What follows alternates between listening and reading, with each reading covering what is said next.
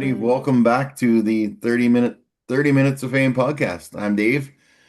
Today I'm joined by just an amazing dude I came across on TikTok. Army veteran, poet, writer, musician, and most of all, mental health advocate. It is despite other shows, it's Men's Mental Health Month, so I couldn't think of a better guest to have on for this month. So welcome to my show. Thank you for having me on, Dave, too. Hello, everybody. It's nice to meet all of y'all. I'm pretty excited to have this interview with Dave. A common theme to a lot of your writings and your music, I found is you are enough. And man, as someone that struggled for 20 plus years thinking no one gave a shit, that's those words, a lot of your spoken art, me and my girlfriend listened to, and it just hit us like a ton of bricks. How'd you go from tours to writing and putting stuff out there? Like, where did that Oh all start?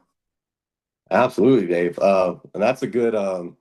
So I think I messed around when I was. I think I think what I did, I laid the groundwork for poetry and music early on in life. I read a lot, and I wrote like poems to like my girlfriends, and I enjoyed reading Edgar Allan Poe, and I think that gave me a good basis. Uh, Whenever I was in the military, I didn't really write, or I listened to tons of music, but when I was in Afghanistan, uh, some of the things I experienced, I kind of started leaning into music more and connecting with the lyrics, like um, associating it with, helping me through some of the stuff I went through in Afghanistan. And so that basically kind of like tricked me into getting back into writing, because I was like, man, I wish they would have, like, I like where those lyrics went, but I wish they would have, said this moment, and I could relate it more to my moments in Afghanistan, or like early childhood. And so it wasn't until I really kind of had to use it as a lifeline, Dave, where I kind of was able to, like, all my writing, most, it's I like to put in the I like to say it's, trauma that I make into entertainment, to make people realize that, it's mental health is a journey. It's you're not ever going to win at mental health. You're not ever going to. It's a journey. It's about every day getting up. Um, and so uh, so there's some major points of where it kind of brought up all the stuff in Afghanistan. One of the bad things that we don't do, Dave, or that sometimes I did, is I didn't tell anybody about the things that happened to me besides uh, a single point of failure, one person, as one friend, and then my father. And unfortunately, in a span of 2 years, I watched on Facebook Live, I watched my friend Ronnie McNutt uh, decide not to be with us here anymore. And and I struggled with that, but I had learned in Afghanistan in the military that just to bury it. So, I still had my dad, and I was like, okay, I'll just tell, because we grew up together. Me and Ronnie did. He's the only reason I like didn't get picked on in school. We like got some. He was an amazing kid. And I think that was like my first real.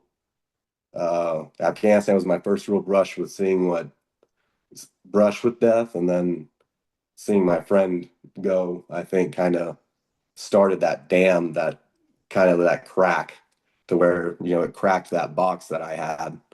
Uh, and then unfortunately my dad got sick and wasted away for about a year. And then I had to make he was only on life support. So I grew up in a really big family. There's seven of us kids all together. But I'm the oldest male. So I grew up kind of very Judeo-Christian in the South, Mississippi, as the man is the oldest male. So, I made the decision to let my dad move on, and it wrecked me. It wrecked me, man. And I went back to writing real hard. It's what one of the first poems that wrote is a piece that is one of the pieces that's pinned on my profile, of the one in front of the grave. That's my friend Ronnie's grave. I live 20 minutes from where him and my dad both are buried. Uh, and when my dad passed away, I kept it together for the funeral, kept it together for all because I have three brothers, three sisters. So I kept it together, told them everything was fine, and then I was stationed in Alaska, so I flew back to Alaska. And Alaska is beautiful in the summer, but rough in the winter, man. It's dark. Um, and I just got, just everything stacks. And I didn't have that box that had that crack was now open, and everything that I'd ever buried from, childhood to all my experiences in the military, uh, and then now the loss of my friend and my dad, man, it it it'll change you. It'll make you do rash decisions. So I I have two beautiful kids, a wife. Um, so I told my wife good night. Uh, I told my son he's now 14, and he's taller than me, Dave. He's 6'2". I don't understand it. I'm only six. I tell everybody I'm 6 foot, Dave. I think I'm 5'11" though. Um, but I told him that I told him to remember the good stuff, that I taught him and all that. Uh, so then he went upstairs, and I got towels and got a got the means that I was going to do. I you know asked for forgiveness and then pulled the trigger, and though it was the loudest click in my life, uh, and it's like you know, and you're like, holy shit, like I'm still here, like, oh man, Dave. And so then everybody thinks that's like the wake up call, but it's you know but then I just felt like a failure, Dave, because all my friends that I had lost and my dad and my friend, it's like, well, they can all do it the right way, and I can't even, I survive again, because of like the close calls in my life. And so I spiraled for a month or two, but then uh, I snapped out of it. To, it was it was so I kept all the voicemails of my dad, like every single one of them, and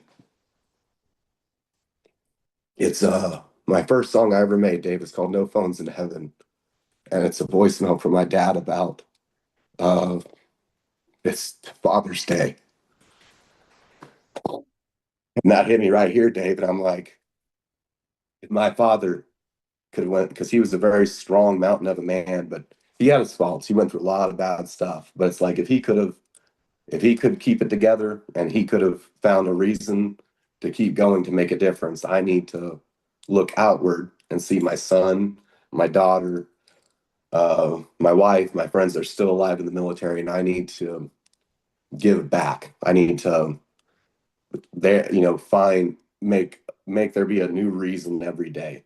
Like today, reasons teaching my son like a new lesson that I wouldn't have been able to teach him if I wouldn't have made it. Um, and that's kind of how the randomness of the poetry started. As I started writing poetry again, and it was more of things I experienced or things that I felt that I knew that other people maybe either didn't want to say or didn't know how to say. And I was like, all the music I listened to, like, Nirvana, Juice World, like, uh, you got Savage Garden, you got like all these amazing um, musicians, and people write these just amazing like pieces that give you strength to hold on to. And I was like, if I could just do that, and I was like, well, poetry can do that. So I started posting started writing and started posting little snippets about a year and a half ago. But I've been consistently writing. I've been consistently writing for 5 years. So about a year and a half ago to 2 years ago is when I started sharing it with everybody on TikTok. Well, And that you know was the what, man? original question. So sorry. No, no, it's okay. You mentioned that click, and that really hit me in that you felt like a failure, but man, something stopped that from going off, and you found your purpose. And when Yes, I sir. look back at 2010, I came home from a pub and I was so wasted out of my mind. I lived on the 14th floor of a downtown apartment, and I looked down at the ground. And I said, would anyone even give a shit if I leaped off here? And I didn't. Something pulled me back into my apartment. I can still feel it on my shoulder, but man, that's and now I look back and like this podcast and losing all this weight and writing these children's books and inspiring people, having people like you on, that's my purpose. And then I always try and like, why the hell didn't I do that night? Well, now I know. And my kid and my girlfriend, and my kid is my lifeline, man. She's what drives me insane, but keeps me sane. You know what I mean? Yep. You as a Absolutely, dad, you can man. get that too. Yeah, my daughter's 16. Oh, Oh my gosh. Yeah, man. It was 2 years ago was rough. Now I've always been her number one fan, but uh man, I feel that to my soul, man. Everything's for the kids, that's our legacy. The next step, everything that we experience, they don't have to, and they can make the world a better place with their generation. I truly believe that. I had a guest on who was in recovery, and his daughter was his lifeline too. And what he did, if he was ever tempted to go out and buy drugs or buy booze, he put her school picture on it, covered his whole bank card. Oh So my if he gosh, that's ever was smart. tempted, if he was ever tempted to take out his bank card or take out money, he'd have to look down at his kid and he'd put it Yep. away. That was That's one of the most powerful things I think I've ever heard. yeah, that's oh my gosh, Dave. That's amazing. That's Yeah, like it's like a just a little memento, but personal enough. That's brilliant. That's that would make, because that's so core to you, like, that's beautiful. Yeah, I don't yeah. think I've ever, man. Yeah, that's I beautiful, know man. that hit me like a ton of bricks. I mean, I my card has a tap on it, but I mean, if I had to physically take out money, if I was ever tempted to do that, Yeah. but it's just hit me so hard. That song "No Phones in Heaven," I had to listen to that, and I'm gonna edit it in at the end of our episode here so people can hear it. Oh, thank you. I And appreciate that, man. tell me about for those about to drown. Oh yeah, absolutely, Dave. So for those about to drown, um, so whenever I decided to start writing the poetry, I started writing it, and I had started having reoccurring themes because it's gonna sound really nerdy. Because when I was a kid, I liked Edgar Allan Poe, and I like old illustrated books. I used to remember reading The Cask of Montildo, and it had the like little pictures, the jester, and it was like all super nice art. And I was like, man, I was like, I wish I could take like poetry, because when I was a kid, I was like, that was, one of my dreams. I wanted to be an author. I was like, I could take my poetry, and I was like, people connect with it, and I think I could help tell a story of a man and a struggle with mental health through symbolism within the poetry and illustration art, and keep it in like a drowning universe. I was like, I was like, I think poets, they write poems and everything, but I was like, I don't think anybody's ever like tried to tell like a story with illustration. I was like, maybe I should try that. And so I started writing down, in my notebook, different ideas of what it could be. And one thing I kept looping back to was the feeling of drowning, was how I explained, uh, whenever I started going to therapy. Whenever I got back, that's also important. Whenever, uh, oh my gosh, whenever I got back into writing, I also got back into therapy with I go to therapy regularly. It wasn't just the writing that saved my life, obviously, but I just want to make sure to give credit for that too, because it allowed me to see things to help with this, because they're like, find something that you think can make a difference.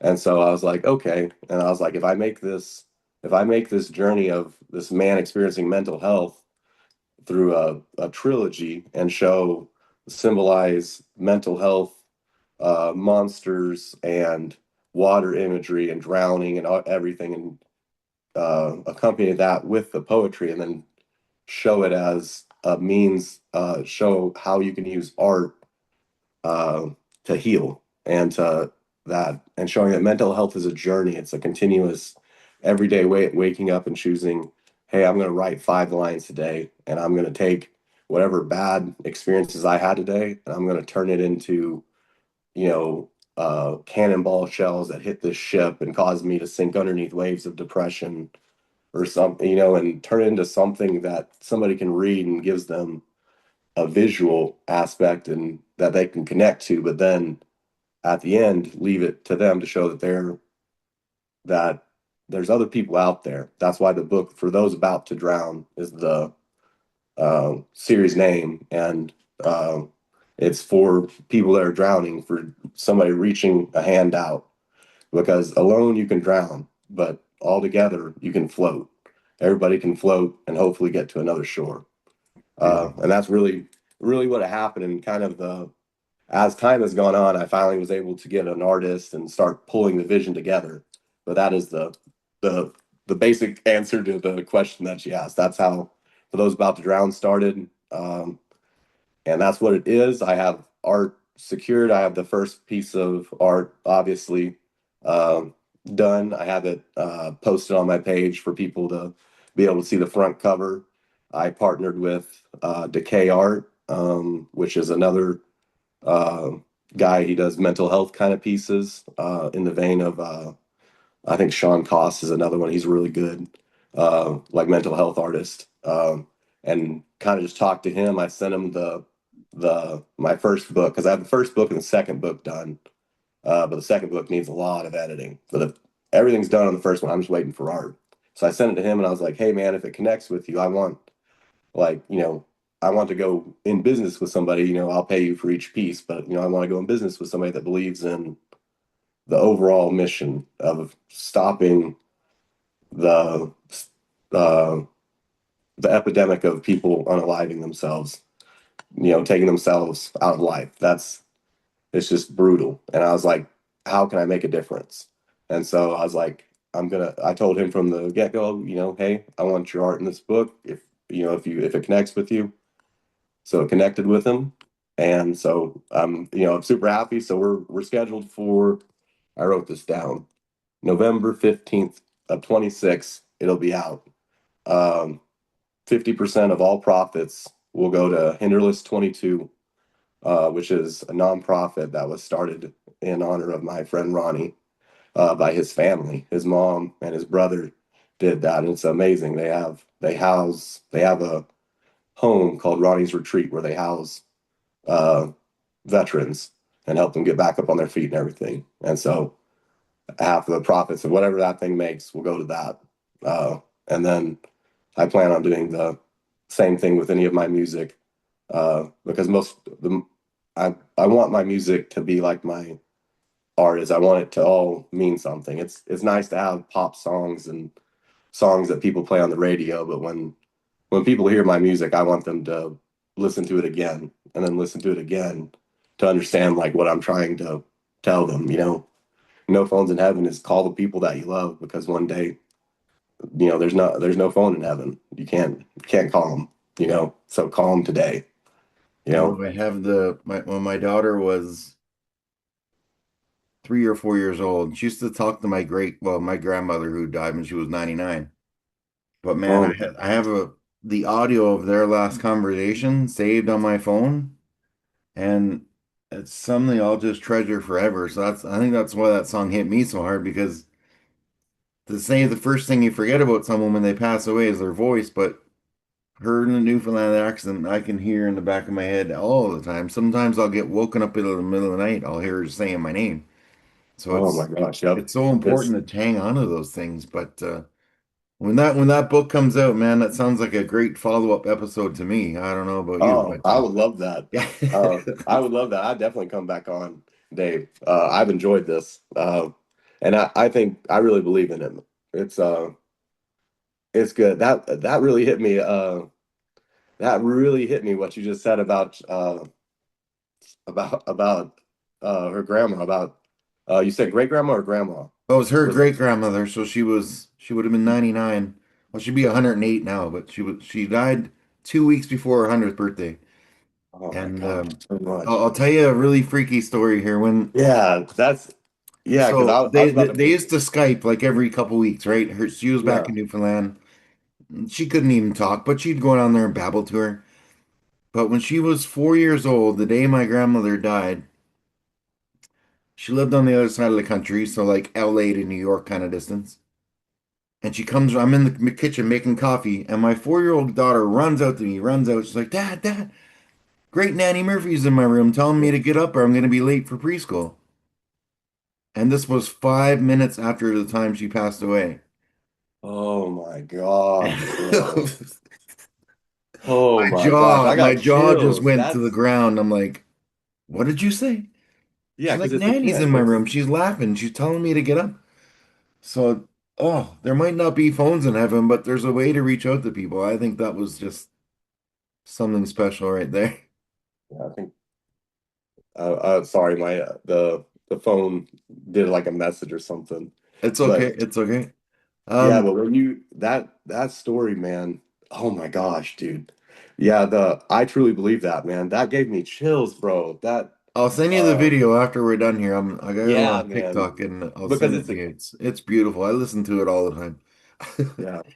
That's what and I like that you felt that because that's exactly what no phones was uh it was one it's crazy how that song came to be, but it was because of that, is because in my bad times whenever I would struggle, I would listen to that voicemail. I'd listen to the voicemails I saved to my dad.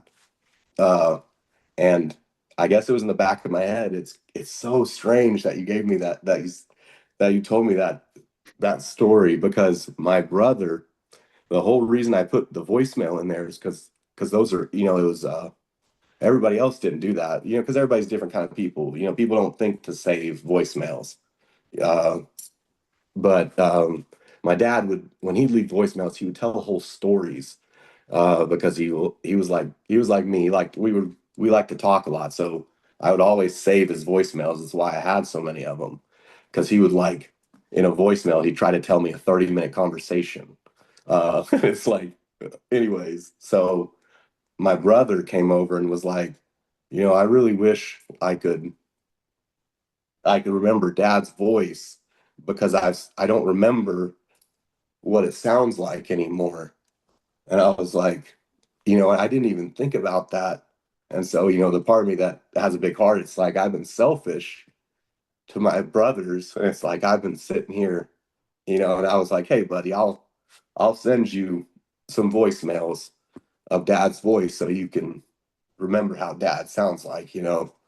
And then I sat there and I was like, how many people, you know, uh, have have thought that, have thought like, man, I wish I could have.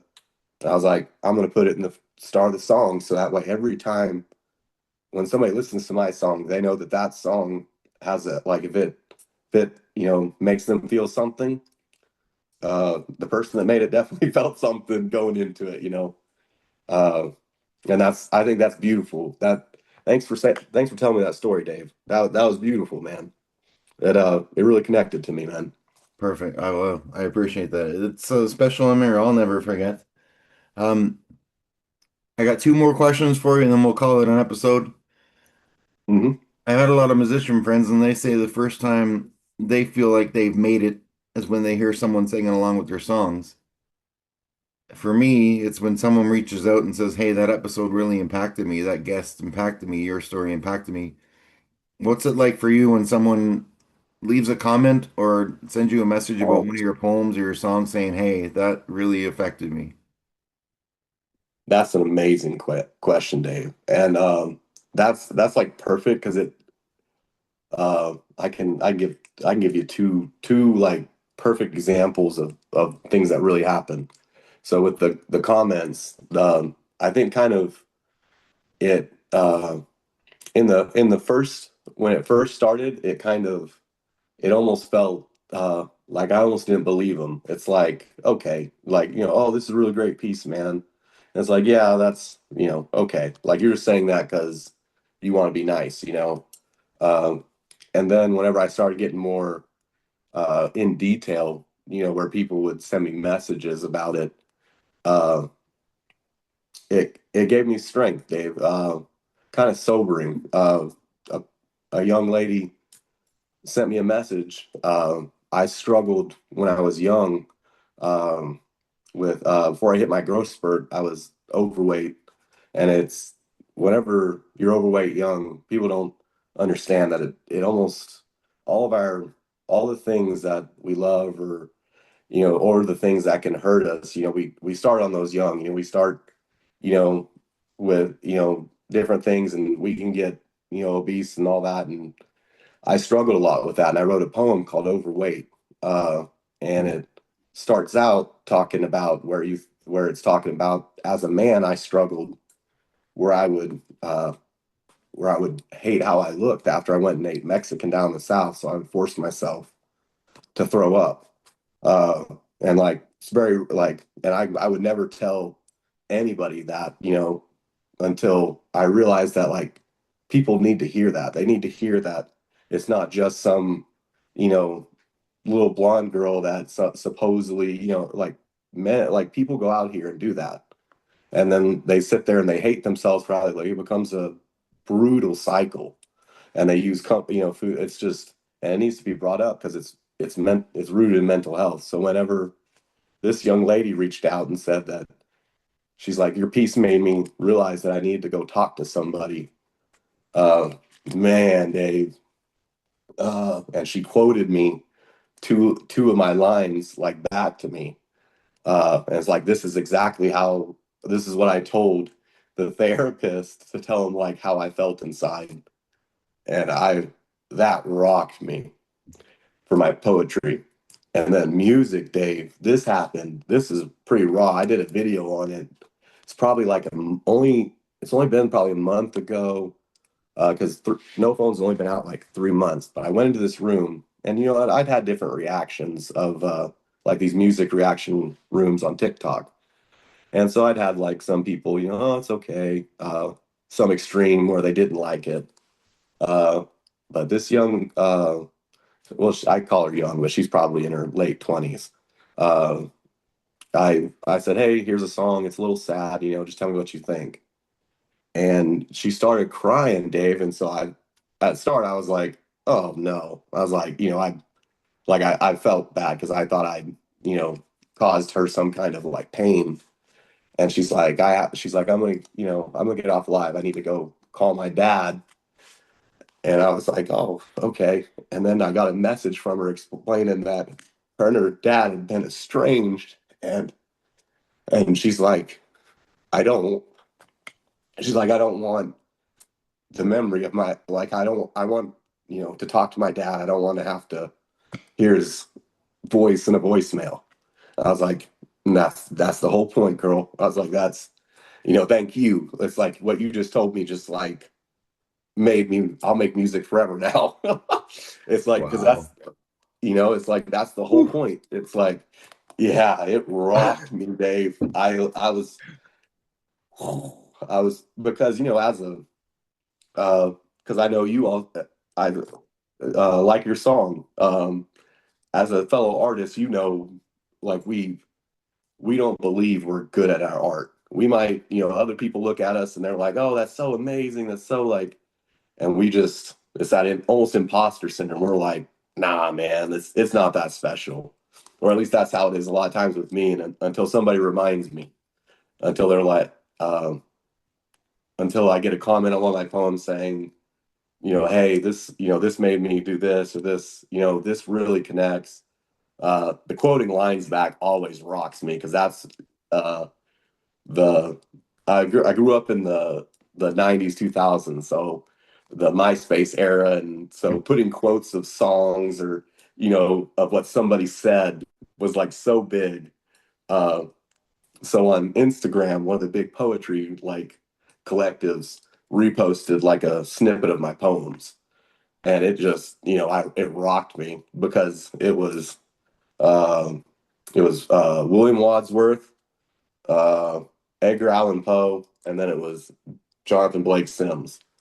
And man, I was like, how did I end up, it's on, this random one, but it's like I shouldn't even be, on that slide, but it hits you. It's like, you know, just blew me away. That's incredible. Ugh. That story gave me goosebumps. You can't see it, but I No, definitely yeah. can. The hairs in the arms were standing up, man. I can relate so hard to that. Me and my daughter, we wrote that children's book about me going from 400 pounds to doing a 5K together. That's And this amazing. veteran, actually, Navy veteran, but still a veteran. Yeah. He, Oh, yeah. I know the competition of the different wings, but Oh, yeah. he picked up the book because on the exact day, the exact weekend that me and my daughter did our first 5 kilometer together, he was doing his first 5K together with his two twin girls after losing 300 pounds. And me and this guy, we Oh, still talk every once in a while, but it's like our stories are so identical. He went to a doctor, and the doctor said, if you don't want someone else to raise those two girls, you better smarten the hell up. yep. And that it woke him up. And it's little stories like that that just, I just love everything that's happened. And people say, would you ever go back Absolutely. and change that night where you were attacked and all that knife stuff happened? No, Yep. Because wouldn't he change a wouldn't. single thing because it led me out here to Western Canada, having a kid, meeting my new girlfriend, writing these books, starting this podcast. Everything happens for a reason. But Absolutely. thanks for sharing your story with us. I'm going to edit in the song so people can hear it after my last question here in a second. And Hmm. I'll put your down there, I'll put your link tree so people can go check out your music and TikTok and all that good stuff. But Awesome. Thank you, Dave. well, I got one more question for you, and this is how I end all my episodes. Some of them a little heavy, some of them not so heavy, but it's just my little stupid question at the end of every show. Um, are you ready? All right. I'm ready. Okay. A 100-meter pigeon carrying contest. How many pigeons could you fit in your arms and carry 100 meters? All right. Let's see.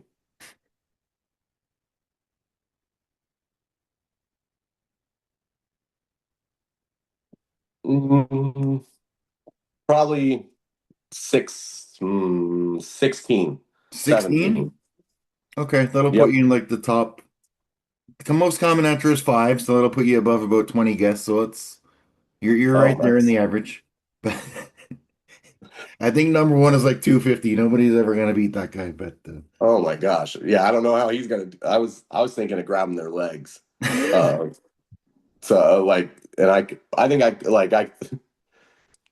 oh man, like yeah, I think I could fit because their legs are really thin.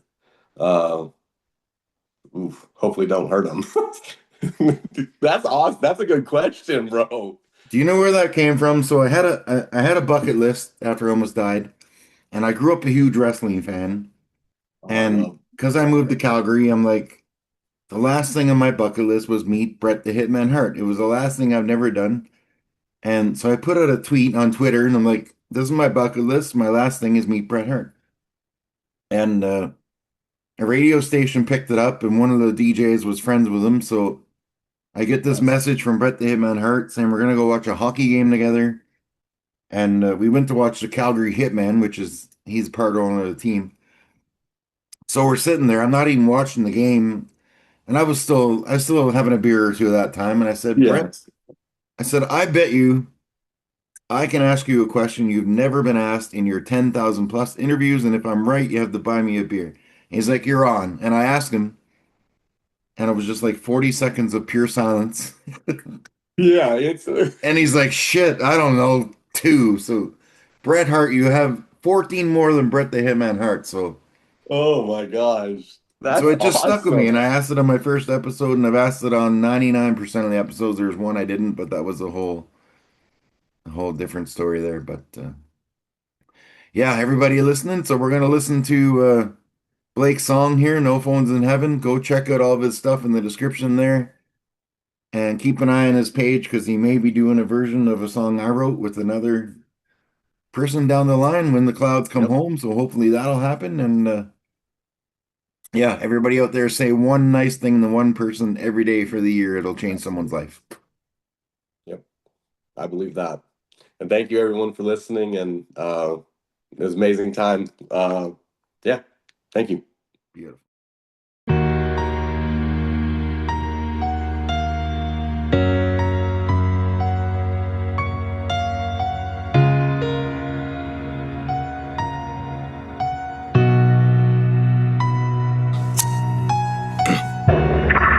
Happy Father's Day, Blakey. I love you, son. I hope you had a good day today. Yep. And the rest, I said hello. Give them hugs. Tell Larry Kay that I think they're waiting on her to call me now forever. Anyway, happy Father's Day. And I will talk to you later. Okay? Dad. Bye-bye. Dad. They tell me there's no phones in heaven. I just keep testing that theory anyway. Still reach for my phone when the world caves in and I'm all alone. Thumb hovering over a number that doesn't ring you. Habit's a cruel muscle that remembers you better than I do. They say heaven doesn't need reception. That faith's got better signal than grief. But nobody explains why silence is a voicemail saying, son, stay on the line, I'll keep it brief. Now that you're gone, will I receive reception? I've loved and I've lost. Can you hear me in heaven? I want to call you every time when the weight hits my chest. When I almost drown in grocery store aisles. I want to smile like all the rest. When I see a man your age laughing, lines in his face and strength in his voice, God, I curse God for stealing you. If there's no phones in heaven, then tell me how you know. When I say your name out loud at 2 a.m., tell me when you hear the apologies I never finished, the thank yous that I had time for. You left mid-sentence without warning. I'm sorry. That you're gone, will I receive reception? I've loved and I've lost. Can you hear me in heaven? The ending always destroys me. Life doesn't pause for punctuation, it just leaves periods where people used to be. They tell me that heaven is perfect. There's no pain, no bills, no addiction, no fear. But I wonder if perfection means you don't need me here anymore.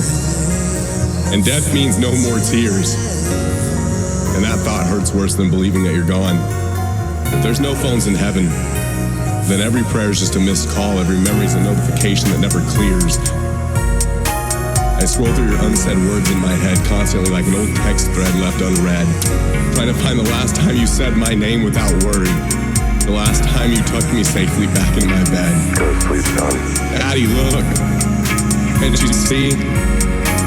Your son's not dead.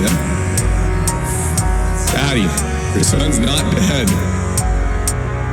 Dad, there's no phones in heaven, and I hope you still feel this. Me standing here reaching, talking into the quiet bliss, hoping love doesn't need a signal to get through the clouds. I love you, son.